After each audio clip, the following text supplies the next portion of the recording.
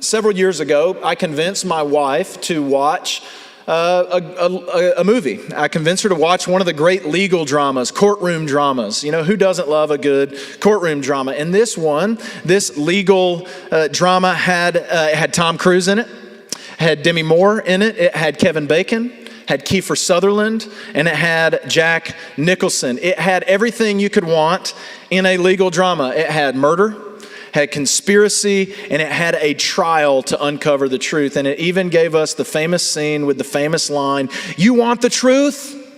You can't handle the truth," right? Great film. And as the credits were rolling and my wife and I were sitting on the couch, she turns to me and she goes, "That was a really good movie. But why is it called As Good as It Gets?" I said, "Wrong Jack Nicholson movie, sweetheart. The title of this movie was A Few Good Men." Now, we all love a good courtroom drama, right? Because trials are high stakes. Because trials are an important part of the legal process. Because what do trials do? They do two very important things, and this is to put it very simply. Trials are looking to do two things. The first is to discover the truth. That's what a trial is. They're trying to discover the truth. But then the second goal of a trial is to enact justice. Justice, to put it simply, is to put things right in the world. And today we're looking at the trial of Jesus. And the trial of Jesus, the story itself plays like a good courtroom drama. There's intrigue, there's conspiracy, there's murder, there's suspense. And there's not a few good men in this story, there's only one. And he's as good as it gets. Right? Yeah. That was pathetic, you guys. That was pathetic. But in the end, in the trial of Jesus, in the end, we discover what is true, and we discover what is right, and we discover the truth about who we are. We kind of peek in, and we get to see a little bit of what we're made of. We get to see who Jesus is, and then we get to see who we can become because of him. And so let's just jump into the story and just a little background. What has happened, if you were here last week, Jesus was arrested, which is a whole story unto itself. Jesus is arrested. He's taken away. Then Peter denies Jesus 3 times. We'll pick this story back up when we get to the end of John's gospel. Jesus is then brought to Caiaphas, the high priest, and the rest of the chief priests, the Sadducees, and the Sanhedrin, and they question him. And Jesus says, "Hey, look, why are you guys questioning me? Everything I've done in public. I taught in the synagogues, I taught in the temples. It wasn't some backroom thing. Everything I did was in public. Why are you trying me like this? Let my words and my works speak for themselves." And with that, they slapped him. They struck him. And then this is when our text picks up. It says that then they, meaning the chief priests, they led Jesus from the house of Caiaphas to the governor's headquarters. This is the Roman governor's headquarters. This is Pilate. It was early in the morning, and they themselves, they did not enter the governor's headquarters so that they would not be defiled, but so that they could eat Passover. So Pilate went outside to them, and he said, "Well, what accusation do you bring against this man?" And they answered him, "Well, if this man were not doing evil, we wouldn't have delivered him to you." And Pilate said to them, "Take him yourselves and judge him by your own law." And the Jews said to him, "Well, it's not lawful for us to put anyone to death." This was to fulfill the word that Jesus had spoken to show by what kind of death he was going to die. So let's pause here. What's going on? Why is this order of events taking place? The chief priests were sort of the chief Jewish religious leaders, and Caiaphas, the high priest, was sort of over them. And they want nothing more. They want Jesus tried, and they want him executed. From the second Jesus raised his friend Lazarus from the dead, the religious leaders said, "We want to execute Jesus." And now they are trying to bring that to pass. And so they bring him to Pilate, who is the Roman governor of Judea and over Jerusalem. And they bring him to Pilate, and Pilate said, "Well, what'd this guy do?" And their response is so weird, because they say, "Well, if he weren't doing anything evil, we wouldn't have brought him to you." And you're like, that is the most non-answer of all non-answers you can ever come. What did this guy do? Well, don't worry about that. Like, if he must have done something bad if we brought him to you, right?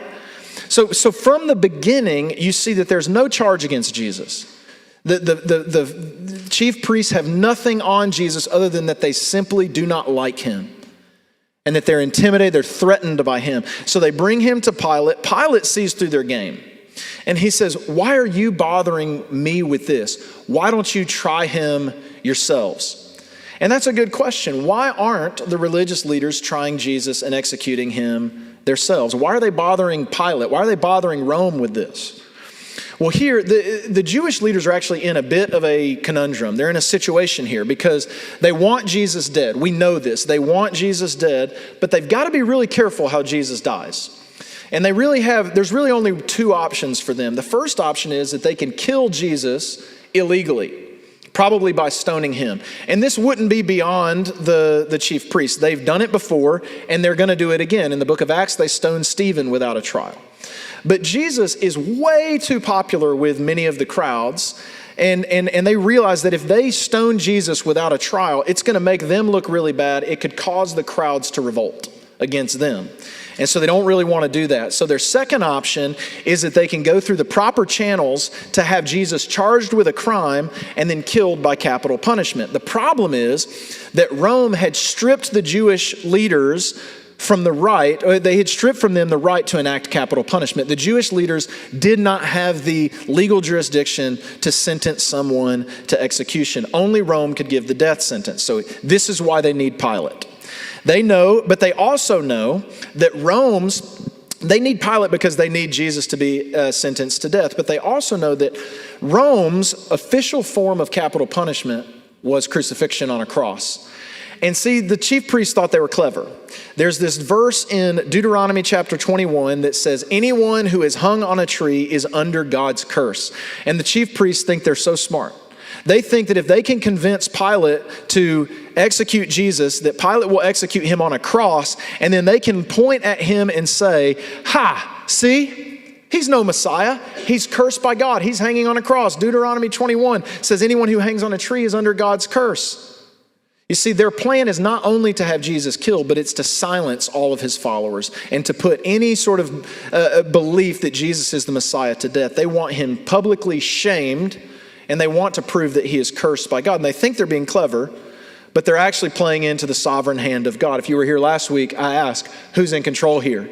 Because the verse 32 says this was to fulfill the words that Jesus had spoken by what kind of death he was going to die. Jesus has said all throughout the Gospel of John, I'm going to be lifted up. I'm going to be lifted up. Like the serpent in the wilderness, I'm going to be lifted up. So when they had him executed on a cross, lifted up, they're actually playing into the hands of God. They thought they were being clever, but God was a little bit more clever.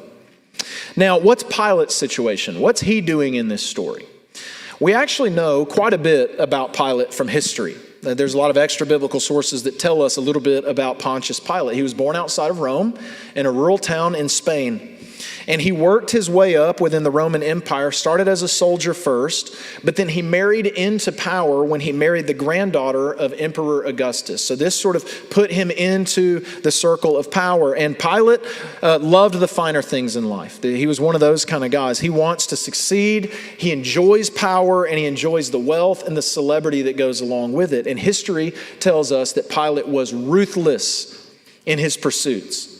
History also tells us that he was not a very good politician, that he was not a very good leader, that he was one of those guys that was just way in over his head when it comes to leadership. And so this story where we pick up here, he's been the governor of Judea for some time now. And he has made, if you read history, he has made one political mistake after another. His approval ratings are on the floor. They're not good. And he's extremely unpopular, particularly with the Jewish people. And popularity for him among the Jews is very tenuous, and his approval ratings are bad. And this is a problem because Caesar Caesar knows that Jerusalem is sort of this volatile situation, and Pilate's job basically is to just maintain peace and maintain Rome's control, and to do anything he can to stop a Jewish revolt. So that is, and he's kind of on watch from Caesar. It's like, hey, if anything gets any worse, you're out of there. And so Pilate is in this situation where the Jews can't stand him, but he needs their approval to continue having access to power. And so he's he doesn't want to do anything to upset the Jewish people and cause a problem. This is Pilate's situation. And the story picks up in verse 33. So Pilate enters his headquarters again and called Jesus and said to him, "Are you the king of the Jews?" And Jesus answered, do you say this of your own accord, or did others say this to you about me? And Pilate answered, am I a Jew? Your own nation and the chief priests have delivered you over to me. What have you done? And Jesus answered, my kingdom is not of this world. If my kingdom were of this world, my servants would have been fighting, that I might not have been delivered over to the Jews. But my kingdom is not from the world. And then Pilate said, so you are a king. See, Pilate is trying to figure out here if Jesus is a real threat to him. He wants to know if Jesus is a king, if Jesus is going after Caesar's throne, or if he's going after Pilate's position. Or he just wants to know, is Jesus just a nuisance for the Jewish leaders? He's trying to figure that out. Are you a king? Are you coming for Rome? Are you trying to start a revolt? What's your deal? What are you, Jesus? And Jesus answered, this is verse 37, he says, you say that I'm a king, but for this purpose I was born, and for this purpose I have come into the world, to bear witness to the truth. Everyone who is of the truth listens to my voice. And Pilate said to him, what is truth? So this question, are you a king? Jesus says, am I? Well, sort of, but not in the way you think of a king, Pilate. My kingdom is not of this world, and my purpose is not to accumulate power, but my purpose is to bear witness to the truth. And Pilate famously responds, what is truth? And it says, after that he had said this, he went back outside to the Jews and he told them, I find no guilt in him. But you have a custom that I should release one man for you at the Passover. So, do you want me to release to you the king of the Jews? And they cried out again, not this man, but Barabbas. Now Barabbas was a robber. And so here's what's happened. After a lengthy conversation, Pilate is grasping for anything he can to find a reason to kill Jesus, but he can't find anything. He can't find any guilt in Jesus. And Jesus is like, he's saying his kingdom is of another world. Pilate's like, he's no threat to me politically. He's just talking about heaven or something like that. That's no threat to me. He's not trying to overthrow Rome. He's no threat to Pilate. He's no threat to Caesar. Pilate cannot find any fault in him. And Pilate, you can tell he's starting to get nervous. He just wants out of this situation. This is an intra-Jewish squabble, and he wants none of it. So he tries to pass it back off to the Jewish leaders, and he comes and he says, I can't find anything wrong with him. But he knows that this will not be enough for him because they're hungry for blood. So he devises a plan. Again, he thinks he's being clever. Again, I ask, who's in control here? Pilate thinks he's being clever, and he thinks this will end the situation and let him get back to his life. And so what his plan is, he appeals to a Jewish custom where they would release one Jewish prisoner at Passover as a sign of goodwill between Rome and the people of Israel. And so Pilate grabs possibly the worst guy in the prison and brings him out, this guy Barabbas. Barabbas is an insurrectionist. He's a robber. The Gospel of Mark says he's a murderer. And according to the law, Barabbas is deserving of death. He is on death row and he deserves what is coming his way. And Pilate says, who do you want to be set free? Jesus, this king of the Jews that you call him? Or do you want Barabbas? And Pilate thinks, sure, this guy's done nothing wrong. Surely they're going to pick Barabbas. This guy's a real threat to society. And to Pilate's amazement, they shout, we want Barabbas. And look at verse 19, or chapter 19, verse 1. It says, then Pilate took Jesus and flogged him. And the soldiers twisted together a crown of thorns, and they put it on his head and arrayed him in a purple robe. And they came up saying, hail Jesus, hail King of the Jews. And they struck him with their hands. And Pilate went out again and said to them, see, I'm bringing him out to you so that you may know that I find no guilt in him. So Jesus came out wearing the crown of thorns and the purple robe. And Pilate said to them, behold the man. Pilate's being sarcastic here. And when the chief priests and officers saw Jesus, they cried out, crucify him, crucify him. And Pilate said to them, take him yourselves and crucify him, for I find no guilt in him. Pilate knows what's right, doesn't he? He knows what's right, and he wants no part of this. But the Jews answered him, we have a law, and according to that law, he ought to die because he has made himself the Son of God. And when Pilate heard this statement, he was even more afraid. Pilate is terrified here. Why is Pilate terrified? He's terrified because he's stuck. He's stuck between a rock and a hard place, to use the figure of speech. He has an innocent man before him. He knows he's innocent. He knows the right thing to do, but Pilate is torn. And why is he torn? He's torn because the Jewish leaders are demanding Jesus' death, and he knows that they will not stop until they get it. And Pilate knows that if he does not give the Jewish leaders what they want, then the chief priests will take their frustrations directly to Caesar, and Pilate will certainly lose his position. His power, his wealth, his luxury, celebrity, status, all of it will go away if he does not please the Jewish leaders here. So he has to make a choice between doing what is right and good and true and doing whatever it takes to maintain his status and his power and his wealth and his celebrity. He has to make a choice. In verse 9, it says, he entered his headquarters again, and he said to Jesus, "Where are you from?" But Jesus gave him no answer. So Pilate said to him, "You will not speak to me? Do you not know that I have authority to release you and the authority to crucify you?" Sounds like a man trying to convince himself that he has authority, doesn't it? Jesus answered him, "You would have no authority over me at all unless it had been given to you from above. Therefore, he who delivered me over to you has the greater sin." And then look at this. This is so sad and pathetic. From then on, verse 12, Pilate sought to release him, but the Jews cried out, "If you release this man, you are not Caesar's friend. Everyone who makes himself a king opposes Caesar." So when Pilate heard these words, he brought Jesus out and sat down on the judgment seat at a place called the Stone Pavement. And now it was the day of preparation of the Passover. It was about the 6th hour. And he said to the Jews, "Behold your king." And they cried out, away with him, crucify him." And Pilate said to him, "Shall I crucify your king?" And the chief priests answered, "We have no king but Caesar." So he delivered him over to be crucified. So what do we do with a passage like this? What do we do? It's a well-known passage. It's a well-known account of Jesus being unjustly tried and sentenced. It's sort of enshrined in our beliefs. The Apostles' Creed says he suffered under Pontius Pilate.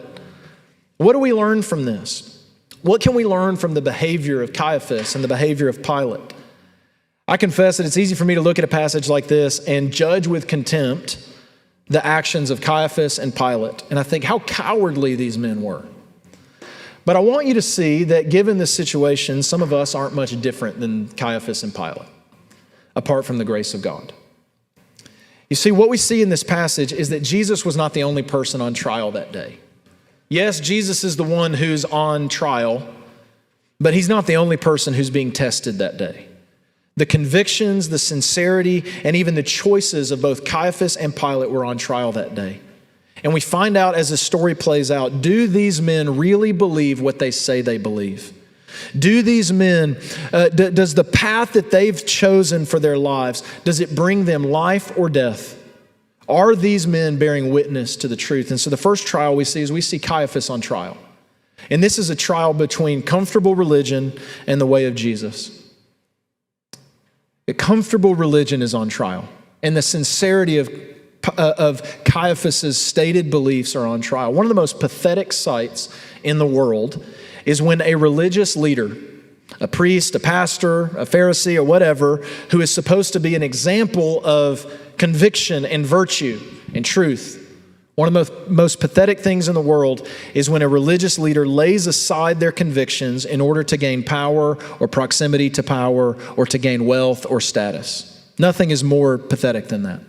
I think of German priests and pastors in Nazi Germany. You have a photo like this. How sickening and how pathetic is something like that?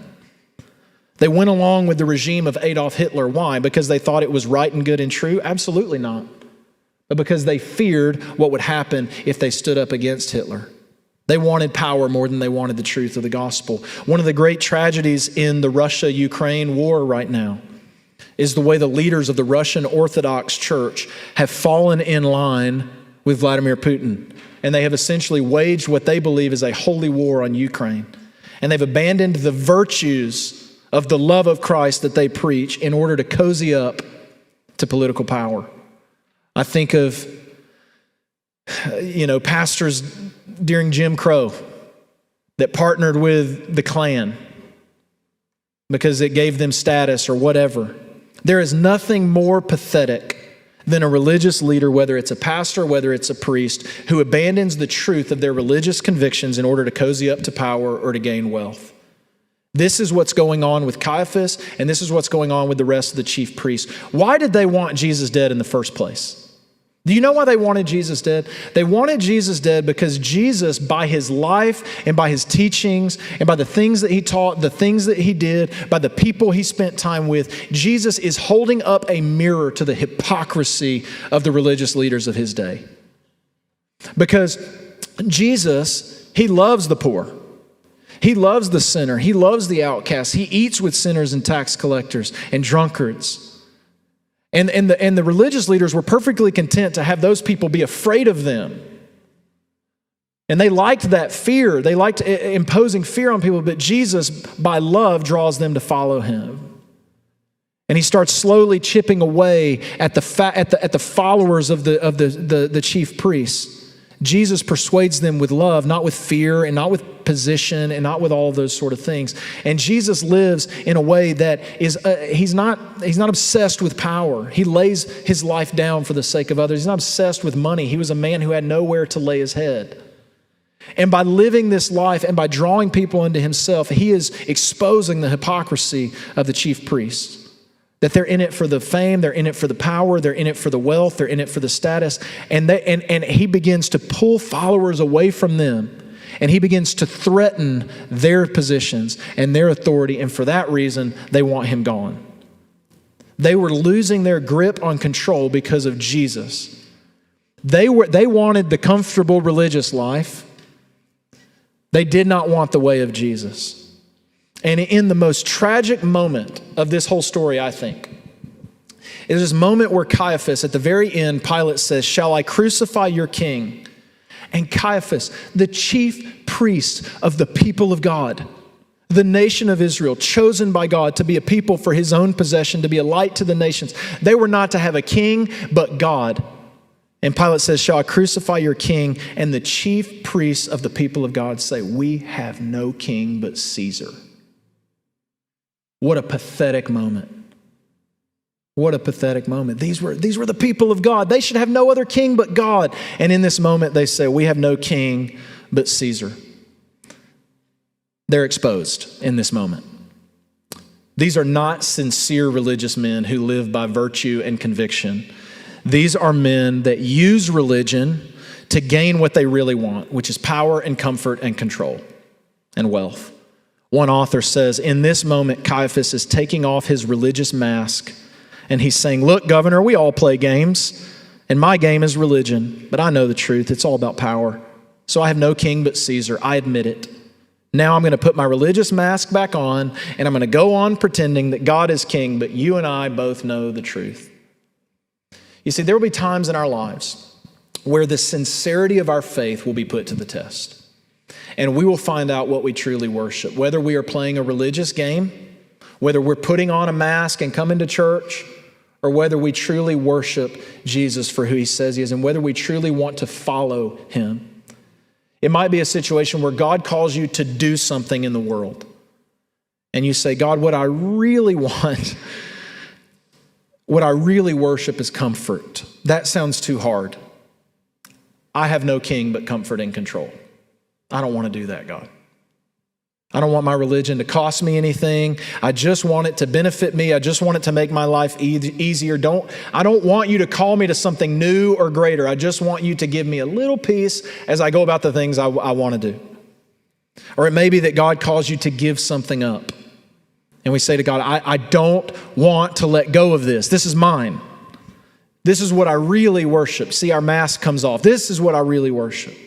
I have no king but my money. I have no king but my possessions. I have no king but my habits. See, the mask comes off and we find out what we truly worship. I think of the older brother. You guys know the story of the prodigal son. Guy goes off, squanders his inheritance, ends up rock bottom, comes back to his father. His father embraces him with open arms, says, "Welcome home, son. You were always loved. We're throwing a party for you." In the second half of that story, there's an older brother who's sulking in the corner, who won't go into the party. And he says, and his dad comes out to him. And he says, "Dad, all my life I've been slaving away doing everything that you asked of me. But then when this son of yours comes home, you give him a party. I've been here all along and I never got a party." You see, in that moment, the older brother showed his true colors. He has not been serving his father all these years because he loves his father. He's been serving his father because he wants his father's stuff.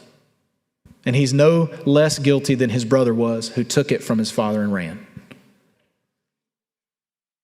See, Jesus often can hold up a mirror to our lives and expose what might be hypocrisy. And our religious convictions get put to the test. What do we really worship? You see, Jesus put Caiaphas and he put the sincerity of his belief on trial, and Caiaphas was found lacking. We have no king but Caesar, he said. But then Pilate's on trial too. And in his trial, we see worldly comforts versus the way of Jesus. Put simply, Pilate was a man who loved the world. He loved wealth, he loved power, he loved authority, he loved celebrity, he loved pleasure. And he would do whatever it took to gain these things, and he would do whatever it took to keep these things. And in the end, he was faced with a decision. Do what is right, and he knew what was right, or hold on to the things he really loved. That was his test, that was his trial, and he failed. And what's so tragic is that he didn't gain anything in the end. He kept telling Jesus about how much authority he had. Don't you know, Jesus, that I have the authority to free you or to crucify you? He had no authority. Pilate is the stereotypical politician who sticks their finger in the wind, tries to figure out which way the wind is blowing before making a decision. A politician who can't make a decision apart from a focus group or approval ratings. Now, who has the power in that situation? Does the person in the seat of power actually have it? No. The mob has the power. Because Pilate is controlled not by his own convictions, not by what he really wants. He's controlled by the mob because what he really wants is their acceptance and their approval so that he can keep doing the things that he loves. And so he keeps protesting that he has all this authority, but the reality is that he is a slave to approval and success and acceptance because his mind was set on earthly things, and he would do whatever it took to keep those things, and he was enslaved to them. He screamed about how much authority he had, but in reality, he was a slave to his desires. And this was the trial for Pilate. Did Pilate love the things of the world more than the truth? And in the end, he proves that he had set his mind on earthly things and he was tossed about. And in the case of both Caiaphas and Pilate, what they wanted to gain the world and all the comforts within it. And in order to gain the world, they abandoned mercy, they abandoned righteousness, and they abandoned truth. And in the end, their lives both were tragic. Jesus spoke in Mark 8:36. He said, "What does it profit a man to gain the world if he forfeits his soul?" And that's exactly what Caiaphas and Pilate both did. And Jesus said to Pilate, he said, "Look, here's the truth." Pilate wanted to know what's true. What is truth? Where is life found? Where is fulfillment found? Where is joy found? What is the way, Jesus? And Jesus said, "My kingdom is not of this world. Therefore, do not set your mind on earthly things. Set your mind on that which is above." And he said, "For this purpose I was born, and for this purpose I have come into the world, to bear witness to the truth, and everyone who is of the truth listens to my voice." Now, what is the truth that Jesus bears witness to? It's this: you are loved by God. And he wants to show you the way to forgiveness, but also the way to new life. You do not have to be a slave to the things of the world like Caiaphas and Pilate. There is another way. Jesus said he is the way, he is the truth, and he is the life. And you can follow him, and you can listen to his voice, and it will lead you into new life. It will not lead into a tragic ending like Caiaphas and Pilate, but it will lead to a new life. And we see this in another trial that took place that day, which was Barabbas' trial. And this is where we see our guilt and our shame and our old selves versus the way of Jesus. Who is Barabbas? Barabbas doesn't say a word in this story. But he was a man who, like Pilate and like Caiaphas, he had tried things his way, had tried things his way. He pursued his own ends, his own pleasures with full force in his life. And where did it lead him? It led him to a dungeon on death row. He knew he was guilty, and he knew he was deserving to hang on that middle cross that next day at Calvary. But then one day, think about this. One day Barabbas wakes up and he hears this mob outside. And keep in mind, he probably didn't hear what Pilate said. So Pilate gets up before the people and he says, "Do you want me to set Jesus or Barabbas free?" And Barabbas doesn't hear that part. All he hears is, "We want Barabbas." Then he hears a little bit more mumbling. "What do you want me to do with Jesus?" "Crucify him." So Barabbas, he wakes up, he hears this angry mob outside, and all he hears is his name and crucify him. Shortly thereafter, a guard comes down the hall, unlocks Barabbas' cell, and begins to lead Barabbas upstairs. And Barabbas steps outside, the sun hits his face, and when he finally sort of is able to stop for a moment, and he sees a crowd of an angry mob in front of him. And then he looks to his left and he sees there's this man beside him.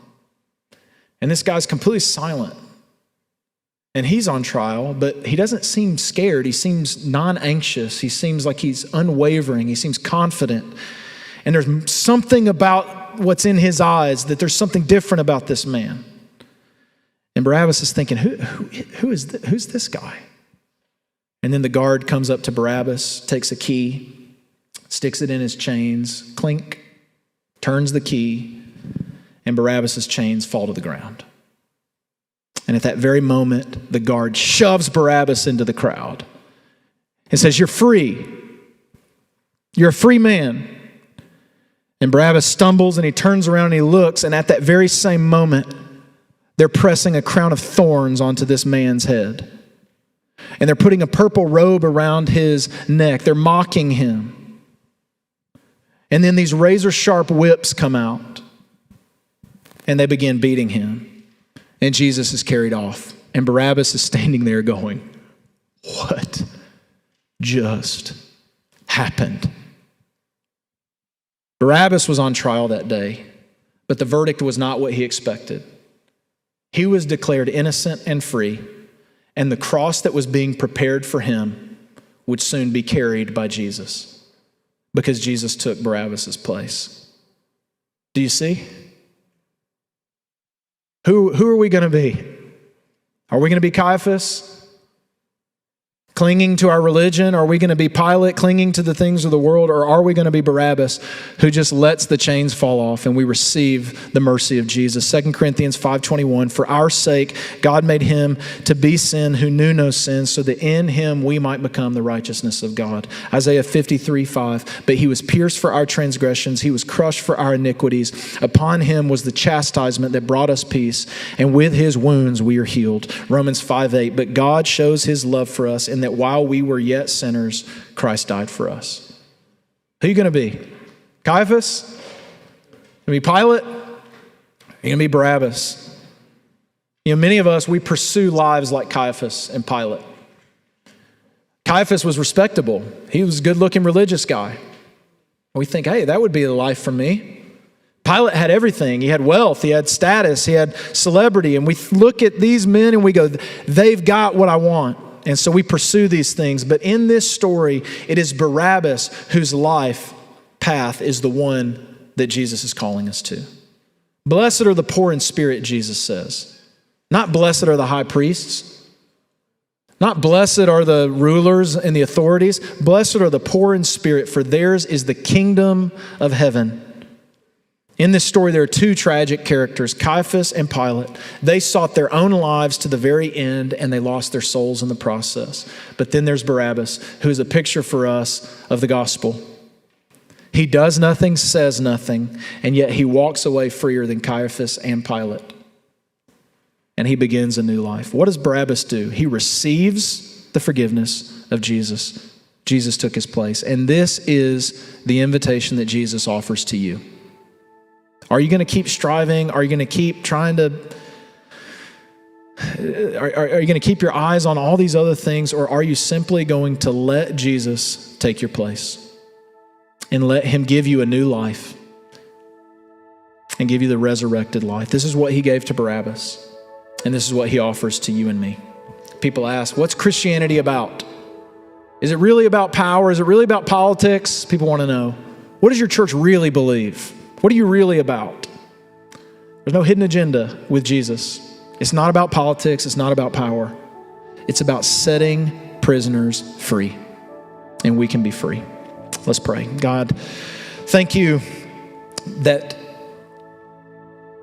you stood accused and you remained silent. You stood in our place. And just as you took the chains from Barabbas, and you took the cross from Barabbas, you take the chains from us, you take the guilt, you take the shame, and you give us new life. And just like Barabbas walked free that day, God, you stepped out of a tomb 3 days after your death, and you invite us into a life of freedom. And so, God, I pray that we would follow you, that we would not set our minds on the things of this earth, but we would set our minds on you. And it's in your name we pray. Amen.